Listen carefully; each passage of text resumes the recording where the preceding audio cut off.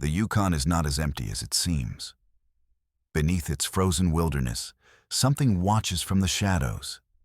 An ancient presence that whispers your name when you're alone, that stalks travelers through endless nights, and that turns the silence itself into a nightmare.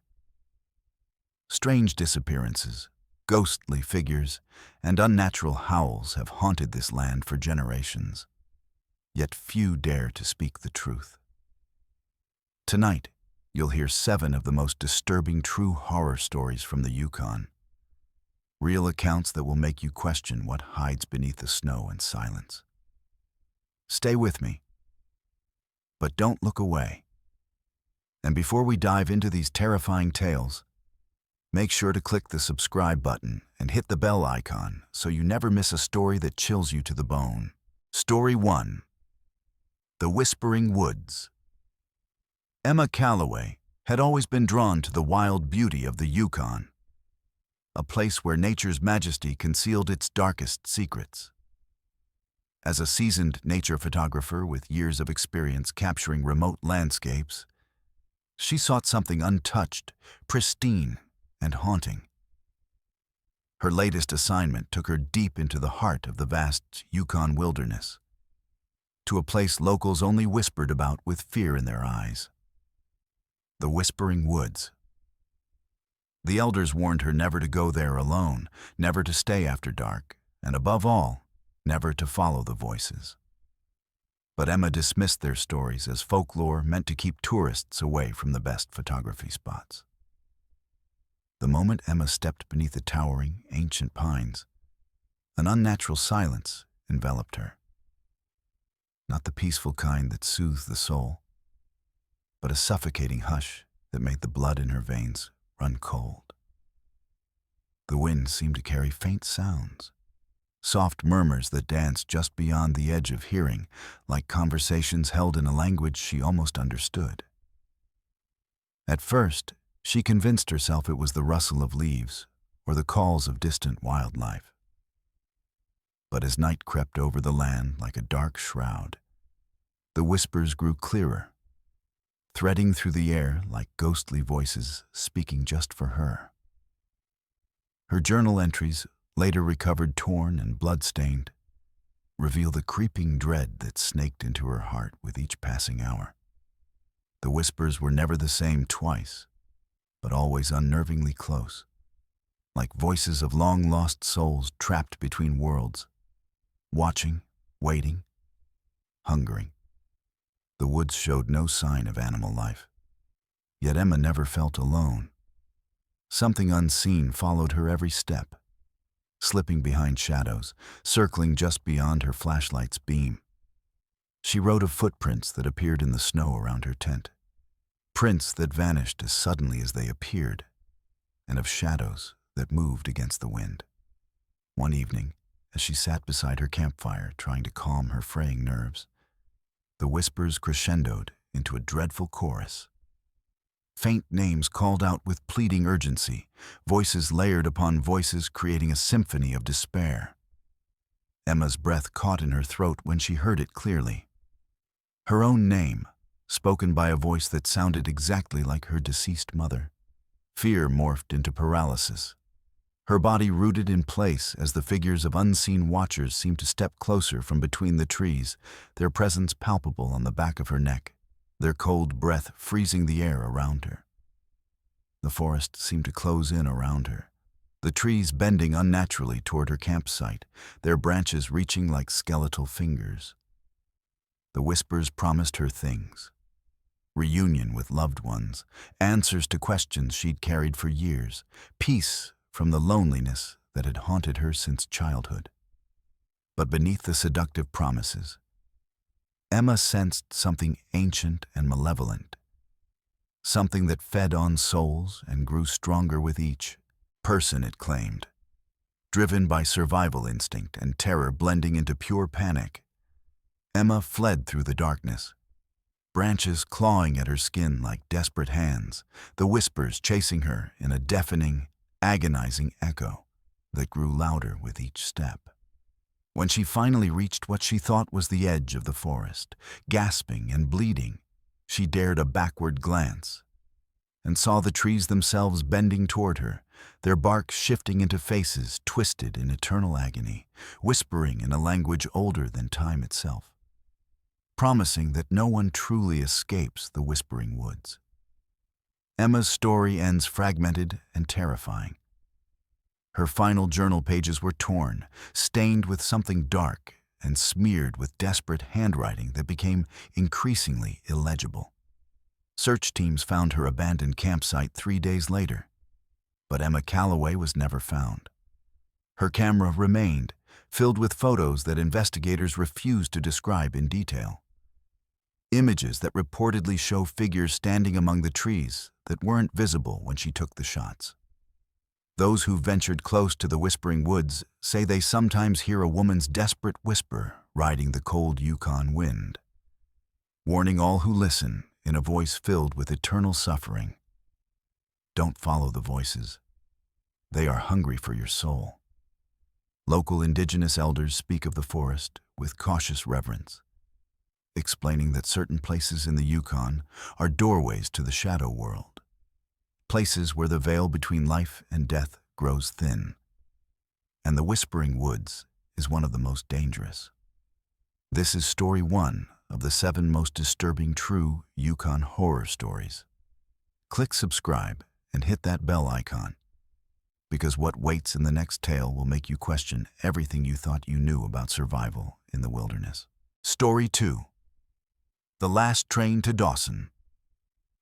Luke Bannister was a historian specializing in Canada's railway history, a man who built his career on facts, documentation, and rational explanations. When he received reports of locals claiming to see an abandoned train running through the Yukon wilderness at night, he dismissed it as folklore, until he found archived records of a passenger train that vanished without a trace in 1947, carrying 23 souls into the frozen darkness, never to be seen again. Determined to debunk the legend, Luke boarded what he believed was a restored heritage railway car for a midnight journey to Dawson City. But the moment the train lurched forward into the darkness, he realized something was terribly wrong.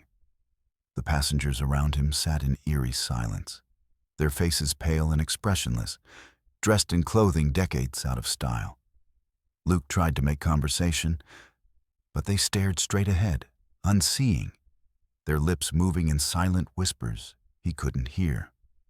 The conductor who punched his ticket had empty, hollow eyes that reflected no light, and his uniform bore the insignia of the long-defunct White Pass Railway.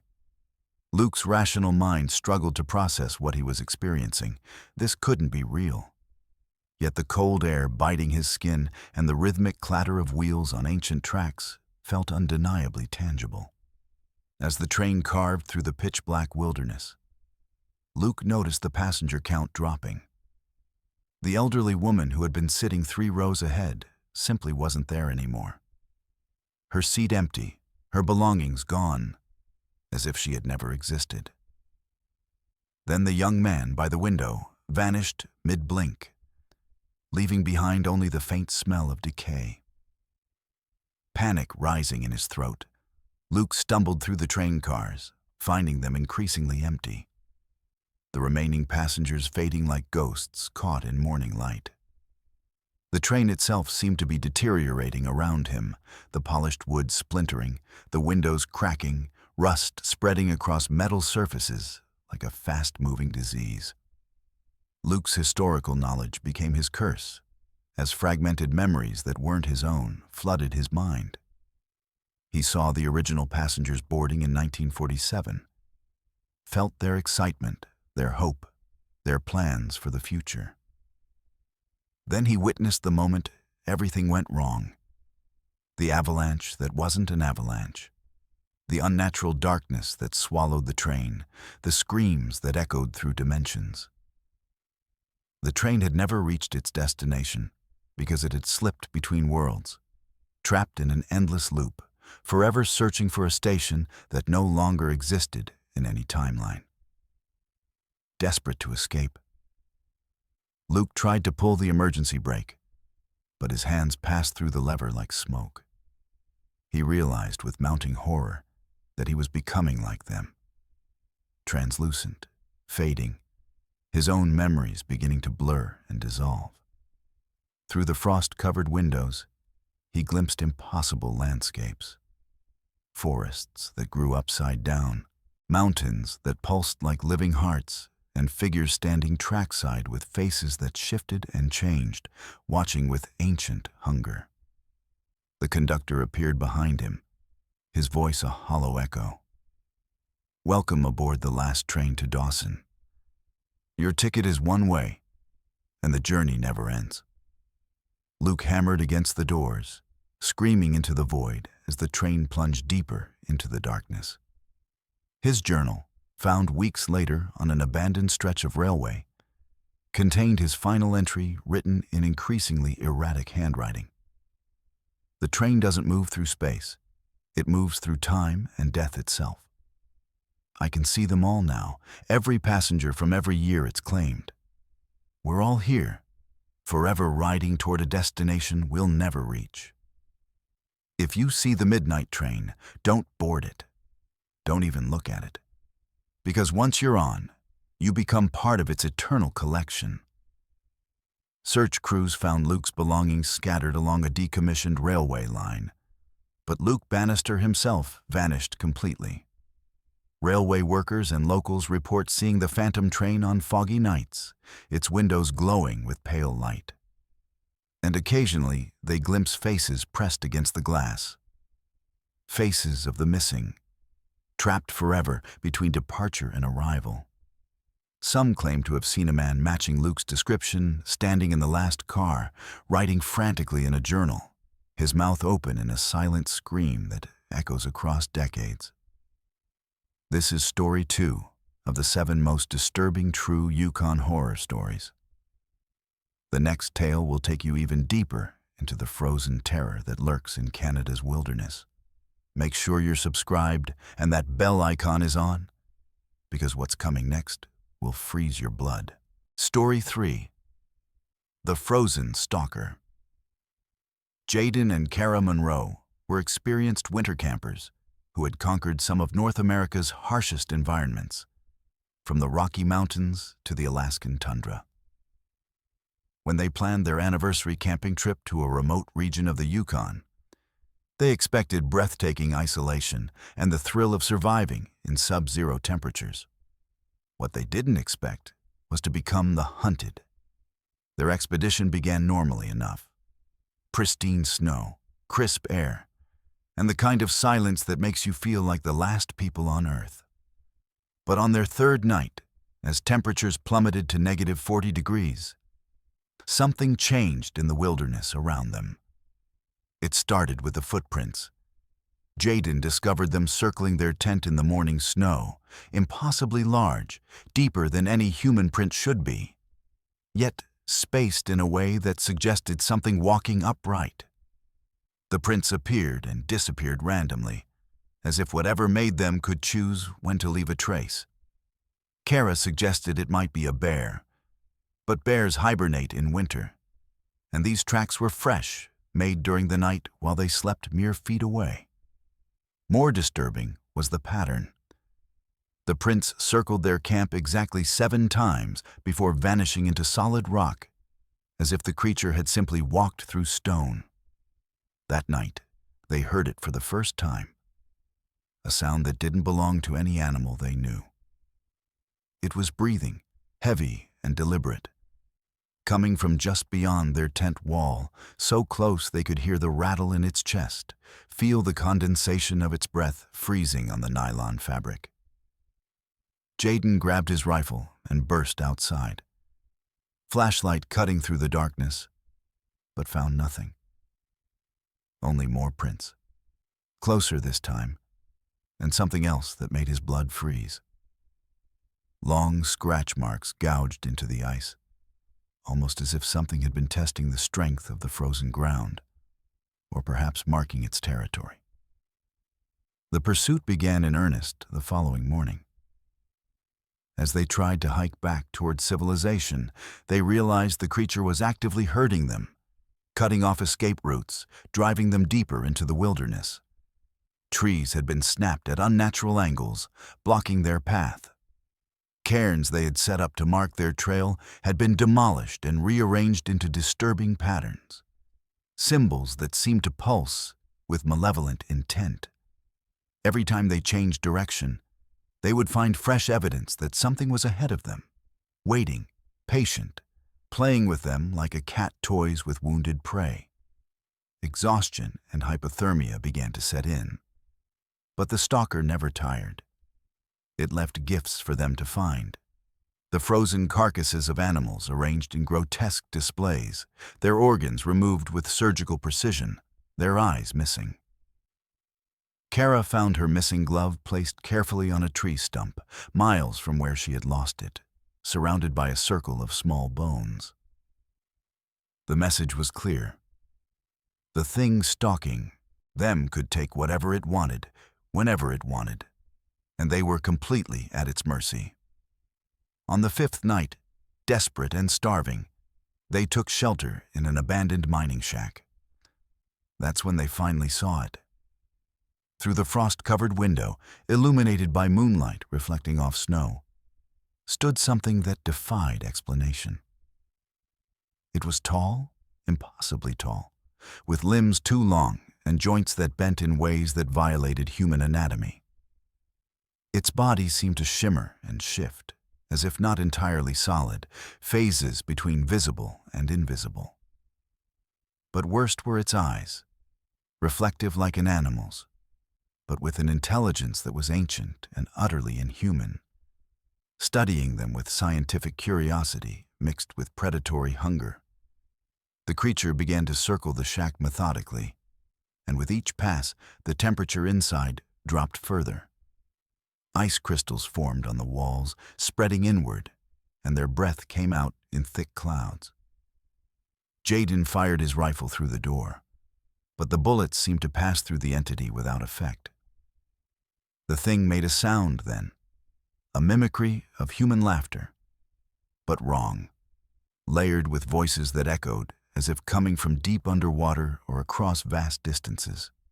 It was mocking them, enjoying their terror, feeding on their desperation. Kara's rescue came by pure chance. A helicopter pilot surveying wildlife spotted their emergency flare. By the time rescuers reached the shack, Kara was alone, nearly frozen to death, her mind shattered, babbling about the thing in the ice. Jaden Monroe was never found. Search parties discovered his backpack 3 miles away, its contents scattered and frozen, and a trail of his belongings leading deeper into the wilderness, as if he had been dragged or had walked willingly toward something. His final belonging, his wedding ring, was discovered placed deliberately on a flat rock, surrounded by those same massive footprints, all pointing in different directions, as if the creature had danced around its prize. Kara spent months in psychiatric care, and when she finally spoke coherently, her story never wavered. The thing took Jaden not to kill him, but to keep him, to add him to whatever collection it maintained in the frozen depths. She claims she can still hear him sometimes in her nightmares, calling her name through the howling wind, begging her to come back, to join him in the ice where the stalker keeps all its treasures. This is story 3 of the 7 most disturbing true Yukon horror stories. What hunts in the frozen darkness is patient, intelligent, and always hungry. Make sure you stay subscribed with notifications on, because the next story will drag you even deeper into the nightmare. Story 4. Echoes of the Cabin. Sarah Yates hadn't returned to her family's cabin in 12 years, not since the night her younger sister Lily vanished without a trace during what was supposed to be a peaceful winter retreat. As a writer struggling with a creative block and drowning in unresolved grief, Sarah convinced herself that confronting the past might finally bring closure. The cabin stood exactly as she remembered it, nestled deep in the Yukon wilderness, its logs weathered by time and snow, its windows dark like hollow eyes watching her approach. The moment she stepped through the door, the temperature dropped, and she heard it. A familiar voice singing the lullaby her mother used to hum, coming from the room where Lily had slept that final night. Sarah's hands trembled as she explored the cabin, finding everything preserved in eerie detail, as if time itself had stopped the moment Lily disappeared. Toys lay scattered across the floor in mid-play. A book remained open to the exact page Lily had been reading, and her jacket hung on the hook by the door, despite the fact that Sarah distinctly remembered Lily wearing it when she vanished. The singing continued, weaving through the rooms like smoke, sometimes close enough to feel breath on her neck, other times distant and mournful. Sarah told herself it was the wind, old pipes, her imagination playing tricks. But then she saw the photographs. Every family photo on the cabin walls had changed. In each one, there was an additional figure standing in the background, a shadow with Lily's silhouette, watching the family from just outside the frame. In her childhood birthday pictures, in holiday celebrations, in casual snapshots, the shadow was always there, as if Lily had been trying to warn them all along that something was watching, waiting. Sarah's journal entries from that night reveal her growing realization. The cabin itself was hungry, a place where the boundary between the living and the lost had worn dangerously thin, and it had been collecting souls for generations. As darkness fell, the cabin began to reveal its true nature. Walls whispered with voices of people Sarah didn't know. Prospectors who had sheltered there during gold rush winters, indigenous peoples who had warned against building on this cursed ground, travelers who had sought refuge and found only eternal imprisonment. The floorboards creaked with invisible footsteps, following patterns of lives lived decades ago, playing out their final moments in an endless loop. Sarah watched in horror as translucent figures materialized and faded, reenacting their deaths, their eyes pleading for help she couldn't give. Then she heard Lily's voice clearly, not singing now, but calling her name from the basement, a place that shouldn't exist because the cabin had never had a basement. Yet when Sarah approached the spot where the voice originated, she found a door that hadn't been there hours before. Its wood ancient and rotting, carved with symbols that hurt to look at directly. Behind that door, stairs descended into impossible darkness, and Lily's voice grew more insistent, more desperate, begging Sarah to come down, to join her, to never leave again. The cabin had been feeding on the grief of those who loved its victims, growing stronger with each person who came searching. Sarah's rational mind warred with her heart. Every instinct screamed that going through that door meant never returning. Yet the thought of leaving Lily trapped in whatever existed below was unbearable. The cabin seemed to sense her hesitation and intensified its assault. Photographs flew from walls, furniture shifted on its own, and the temperature plummeted until frost formed elaborate patterns on every surface. Patterns that spelled out names, dozens of them, a century's worth of the lost. Lily's name was there, carved in ice, but it wasn't alone.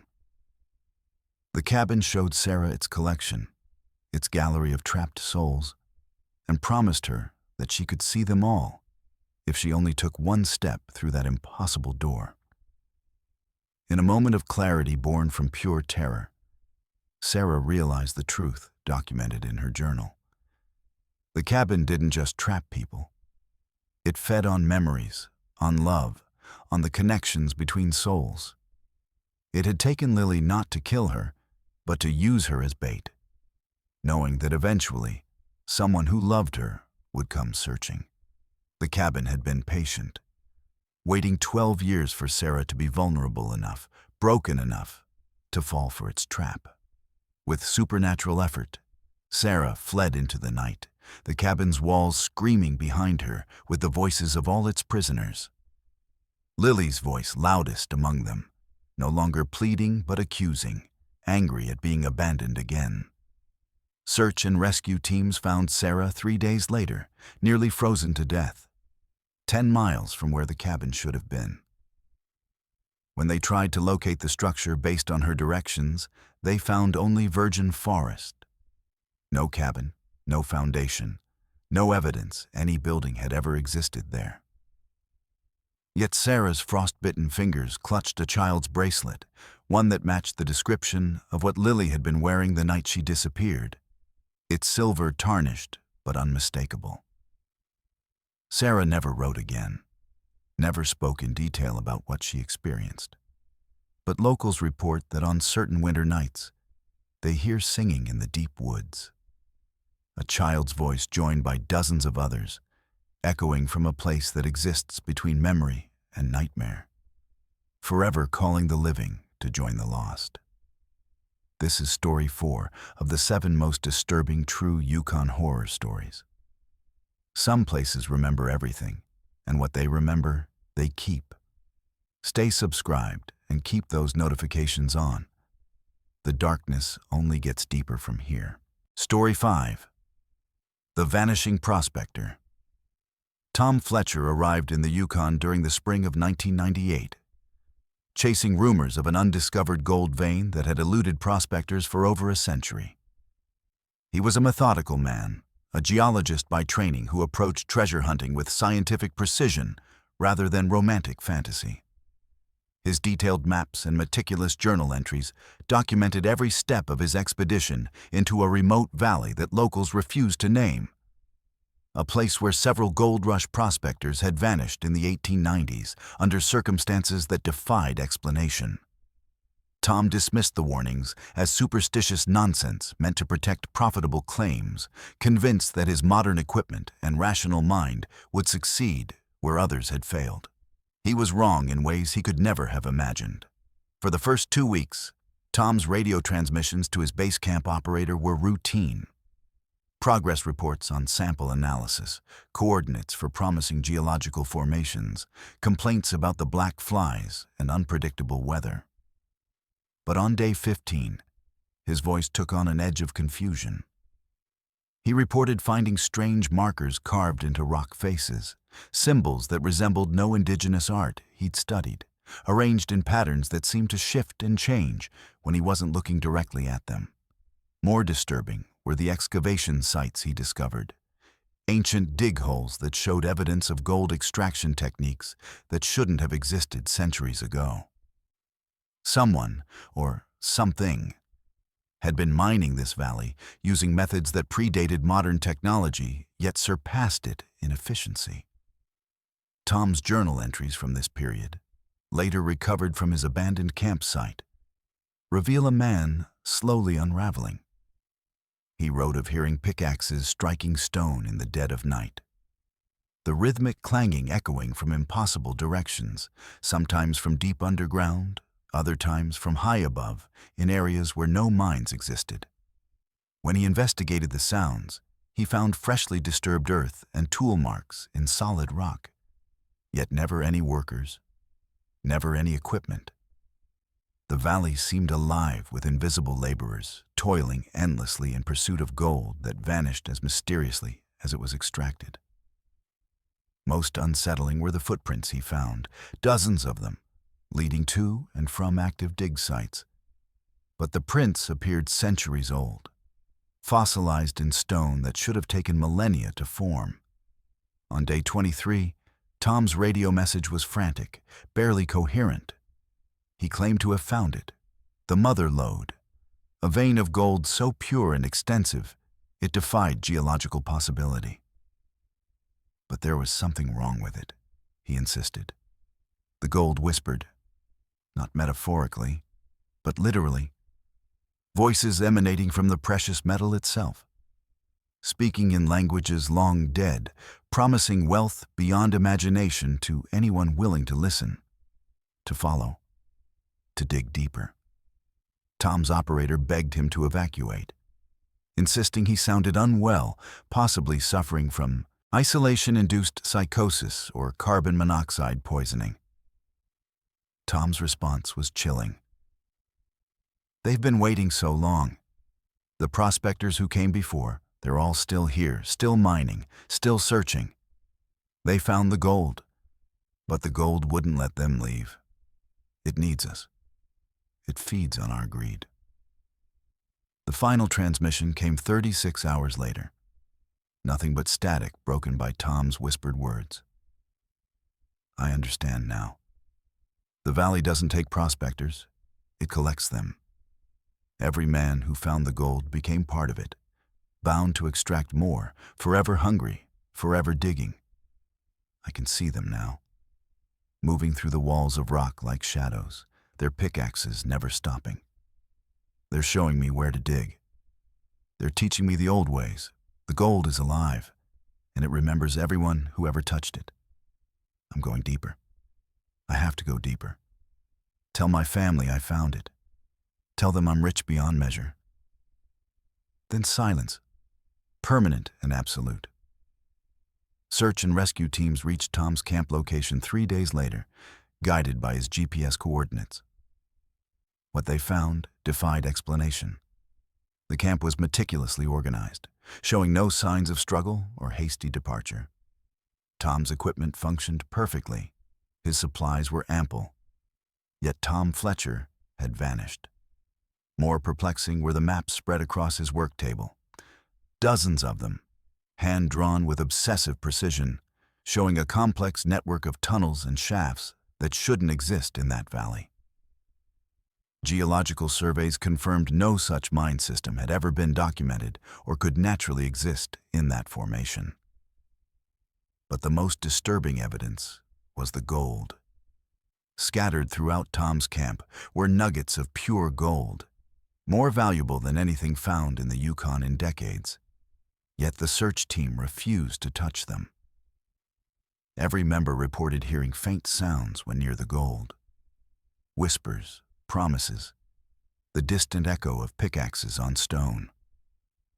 One team member picked up a particularly large nugget and immediately dropped it, claiming he'd felt dozens of invisible hands grabbing his wrist, pulling him toward the ground, trying to drag him down into the earth.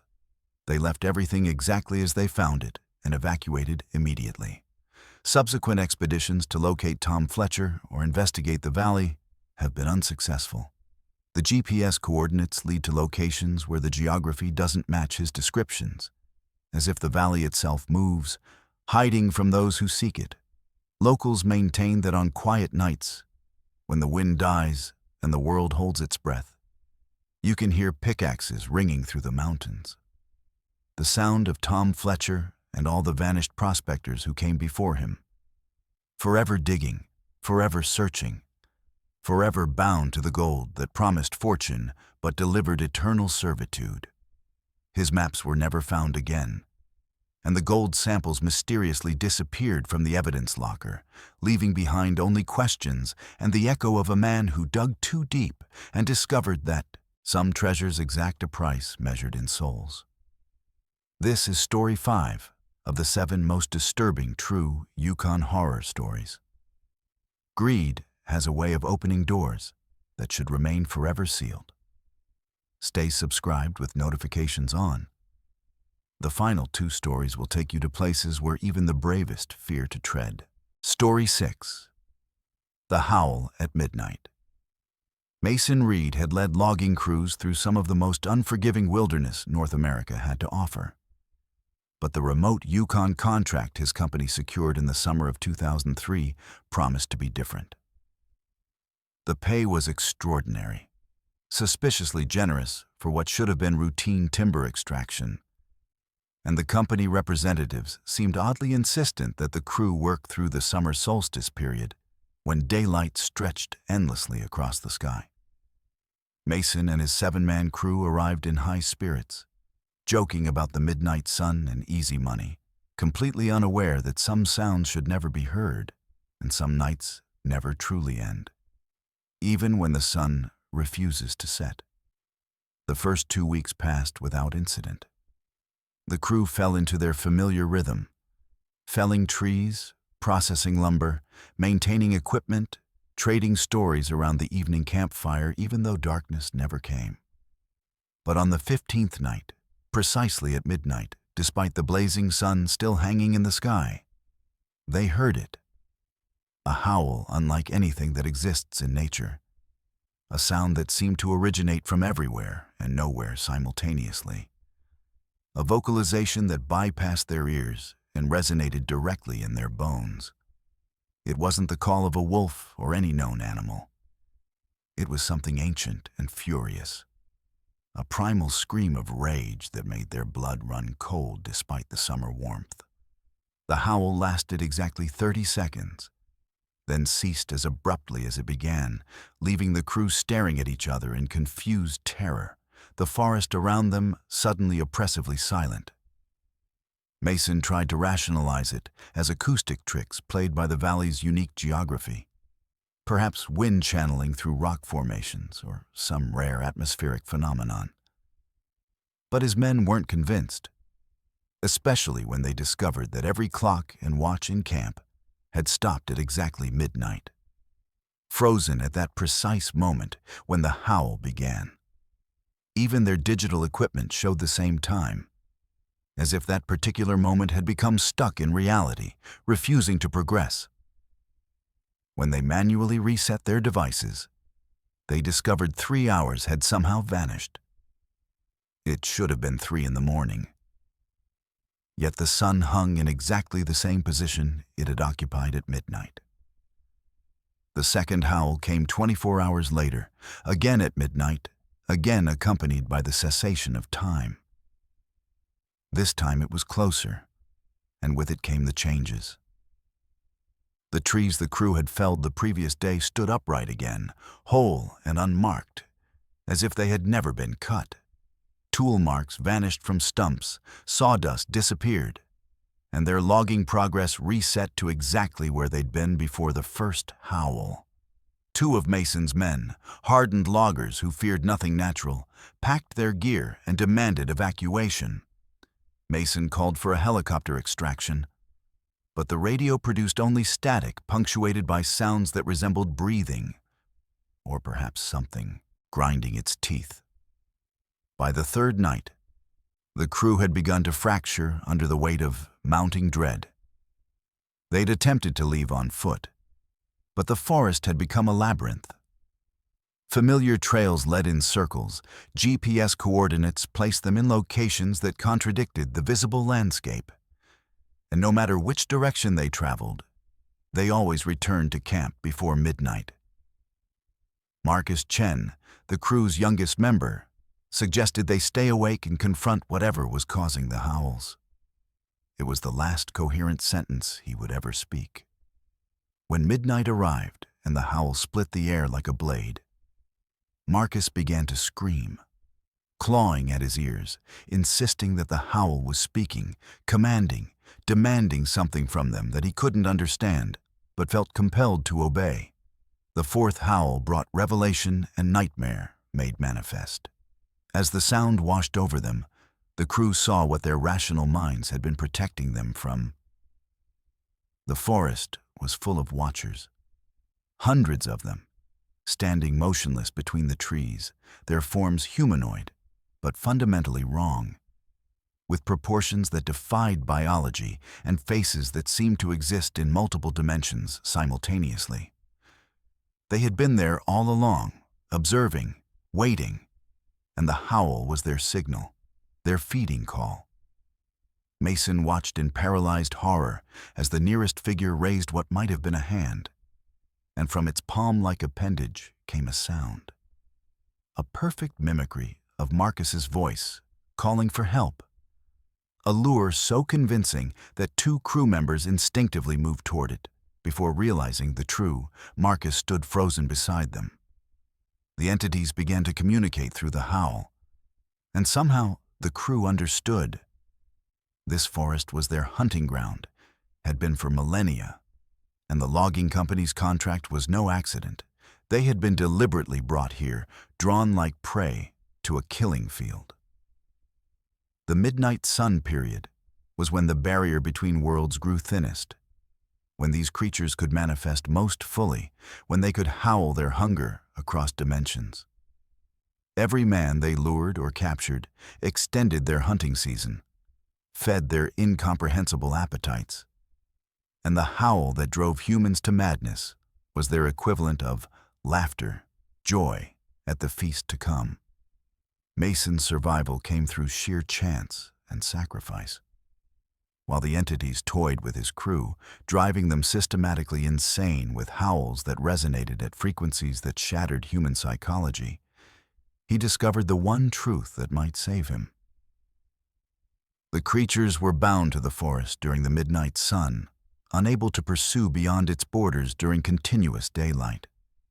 But reaching those borders required time they no longer possessed, and a distraction the entities wouldn't ignore. 3 of his men, already lost to madness, screaming nonsense words in languages never meant for human tongues, bought Mason precious minutes as the creatures turned their full attention to these new playthings. Mason Reed stumbled out of that forest 17 days after the first howl, nearly dead from dehydration and exposure. His mind shattered into fragments that would never fully reconnect. He was found wandering a highway 70 miles from where the logging camp should have been, babbling about the howl that never stops, the midnight that lasts forever. Search and rescue teams found no trace of his crew, no evidence of the logging camp, and no record that his company had ever contracted work in that region. The coordinates Mason provided led to virgin forest that showed no signs of human presence. Yet Mason's boots were caked with sawdust, his clothes torn by machinery that should have left him dead.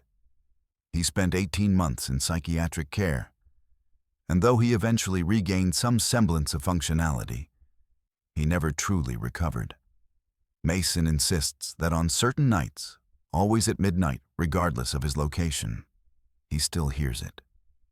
The howl filtering through reality from that cursed forest, calling him back, reminding him that he escaped but was never truly released. Sleep studies show that, at midnight exactly, Mason's brain activity spikes in patterns neurologists have never documented, as if some part of him remains trapped in that eternal moment when the howl first sounded and time stopped having meaning. This is Story 6 of the 7 most disturbing true Yukon horror stories. Some sounds change those who hear them forever, and what hunts in the endless daylight knows that escaped prey always tastes sweeter. One story remains. Make sure you're subscribed with notifications on, because the final tale will reveal the darkest secret the Yukon has ever concealed. Story 7. Shadow over Whitehorse. Claire Roberts had built her career as an investigative journalist by exposing uncomfortable truths that others preferred to ignore. When reports began surfacing in early 2019 about inexplicable disappearances in Whitehorse, the Yukon's capital city, she saw an opportunity for the story that would define her legacy. Unlike the remote wilderness vanishings that occasionally made headlines, these disappearances were happening in an urban environment, in plain sight of thousands of residents. Yet nobody seemed to notice until the victims had been gone for days.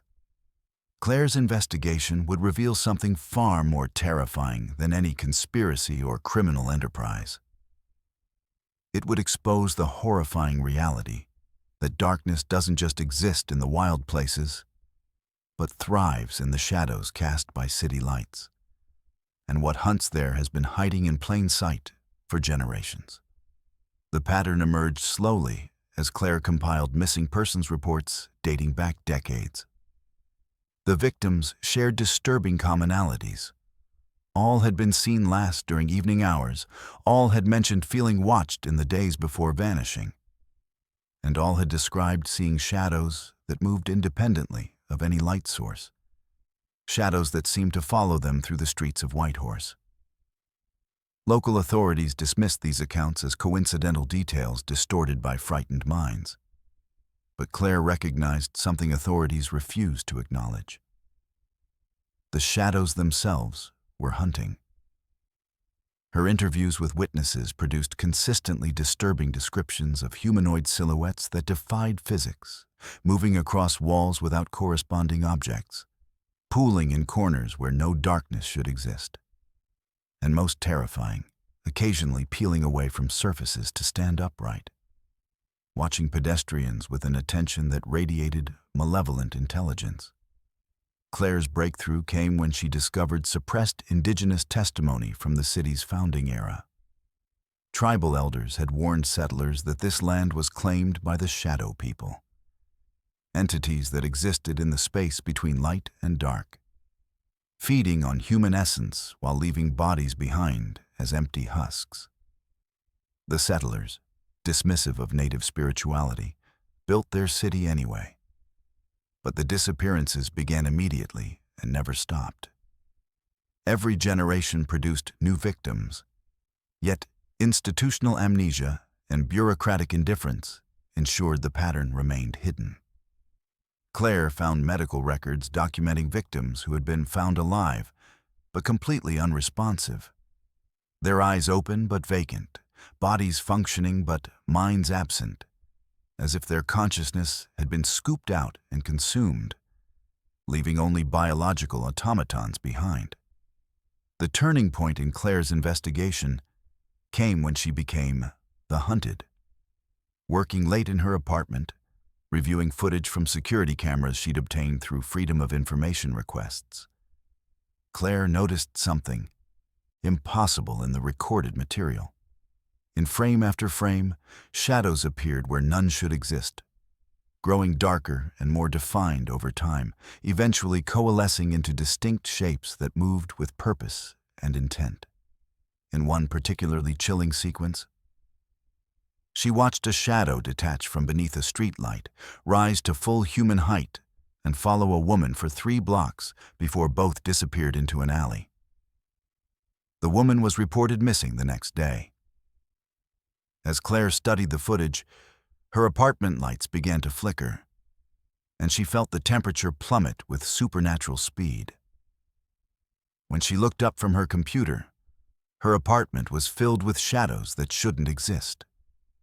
Darkness pooling in impossible locations, stretching across her ceiling, creeping along her walls in defiance of every light source she turned on. The shadows began to whisper, not through sound, but directly into her mind, revealing truths she immediately wished she could unhear.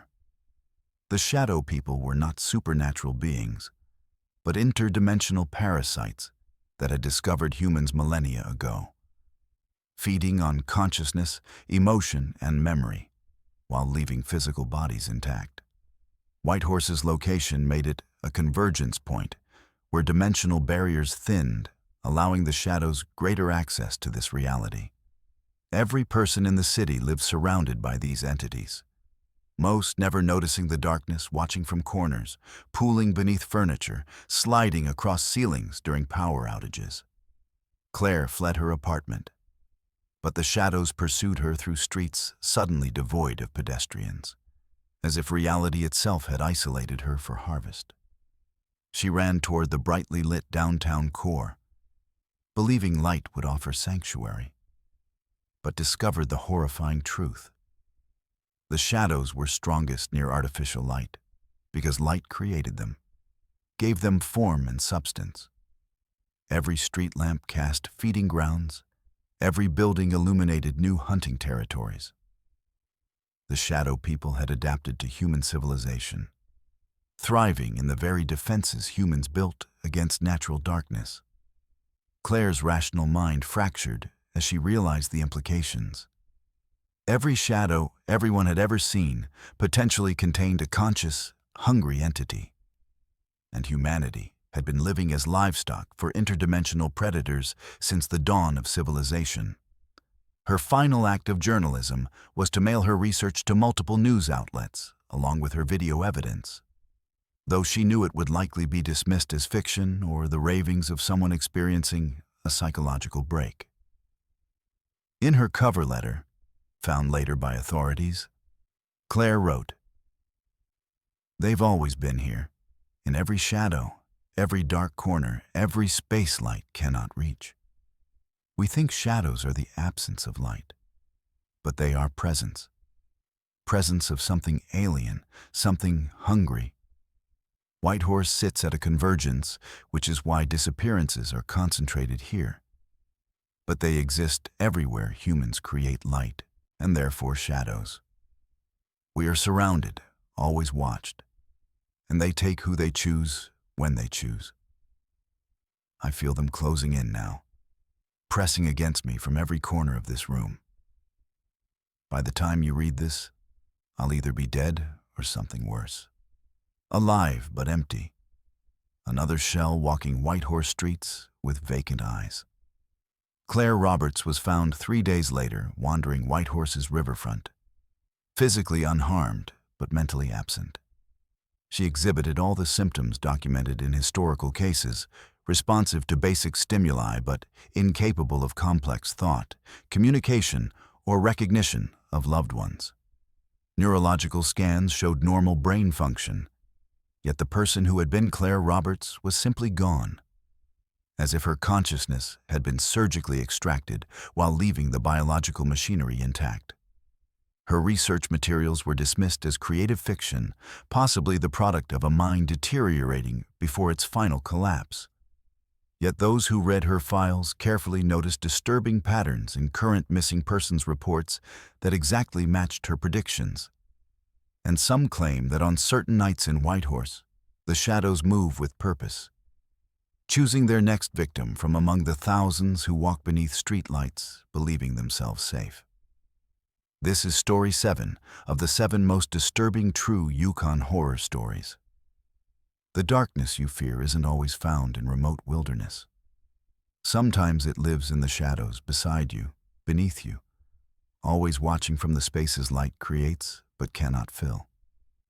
Thank you for listening to these tales. And remember to stay subscribed with notifications on for more true horror stories that reveal the nightmares hiding in plain sight. And the next time you see a shadow move without reason, remember Claire Roberts and ask yourself, is it merely a trick of the light, or is something looking back?